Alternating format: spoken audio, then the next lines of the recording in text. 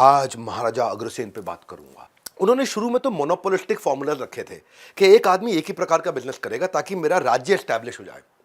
और जब राज्य जैसे जैसे बढ़ने लगा तब उन्होंने कहा कि अब अलग अलग प्रकार की चीजें भी आप अपने साथ में अपनी दुकान में रख सकते हो। एकाधिकार की नीति को उन्होंने मोनोपोली को खत्म किया और व्यापारियों को अनुमति दे दी कि वो एक या एक से ज्यादा चीजों की बिक्री करें, क्योंकि अब पूरा राज्य एस्टैब्लिश हो चुका था, जिसको बोलते हैं डिपार्टमेंटल स्टोर। तो उन्हीं दोनों एक व्यापारी था, वो छोटी सी उसकी दुकान थी। जैसे ही मोनोपोली का मॉडल खत्म हुआ, उन्होंने बाजू की दुकान इधर की दुकान लेके अपनी दुकान को बड़ा कर लिया और किराने के साथ में दूध, दही, बर्तन, कपड़े सब कुछ बेचना शुरू कर दिया। बहुत तेज बिजनेस उसका ग्रो कर गया। उसने कहा इतना पैसा कमा लिया, पत्नी के साथ कहीं वेकेशन पे जाता हूँ, कोई घूमने जाता हूँ। पर जैसे ही वापस आया, वापस आकर के देखा कि दुकान में बर्तनों को छोड़ करके सारा सामान चूहे खा चुके थे। नुकसान देख के परेशान हो गया वो। महाराजा अग्रसेन के पास पहुंचे। महाराजा अग्रसेन हर चीज़ का बिजनेस से सोल्यूशन दिया करते थे।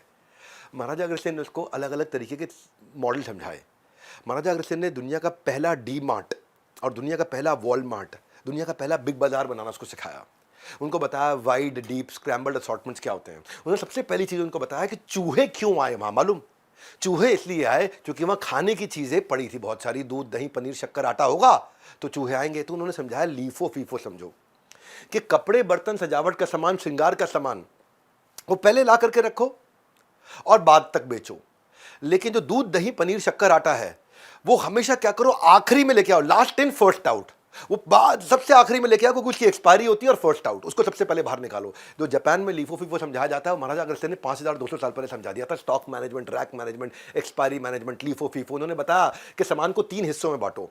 जो ज्यादा बिकता है उसको ज्यादा रखो, जो कभी कभी बिकता है उसको कम लेकर के आओ, और जो नहीं बिकता है उसको लाना बंद कर दो। इसको क्या बोलते हैं, fast moving, slow moving, non moving. इससे तुम्हारी इन्वेंट्री मैनेज रहेगी और तुम्हारी इन्वेंट्री टाइम से निकल जाएगी, और ज्यादा बिकने वाले सामान पे तुम्हारा ज्यादा, तो इसको बोलते हैं, उन्होंने सिखाया process automation, process improvement, process integration, process orchestration.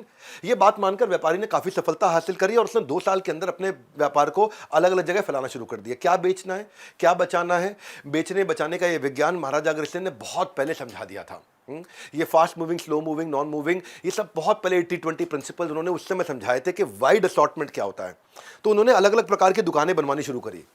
उन्होंने बताया, फिर अगले दुकानदारों को बुलाया, बोले तुम इधर आओ, तुम वाइड असॉर्टमेंट रखो। उसने बोला वाइड असॉर्टमेंट क्या होता है, बोले मैक्सिमम प्रोडक्ट कैटेगरी लेकिन वैरायटी मिनिमम रखो। जैसे होता है ना कि आपके पास में प्रोडक्ट कैटेगरी बहुत सारी है लेकिन प्रोडक्ट कैटेगरी की अलग अलग वैरायटी बहुत सारी नहीं है।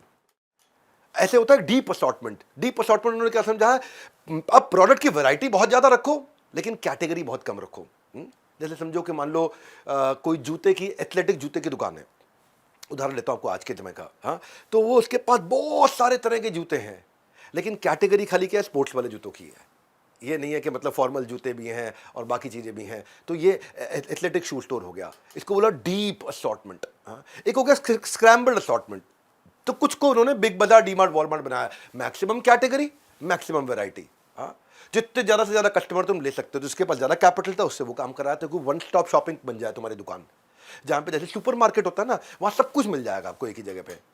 तो वो stock management, expiry management, rack management, ऐसी छोटी छोटी प्रॉब्लम को महाराजा अग्रसेन इजी सोल्यूशन के साथ दिया करते हैं, जो आज के समय बिजनेस स्कूल में मैनेजमेंट स्ट्रैटेजी के साथ बिजनेस सेशन में सिखाया जाता है। पिवोट कैसे किया जाए, बिजनेस में चेंज कैसे लेके जाए।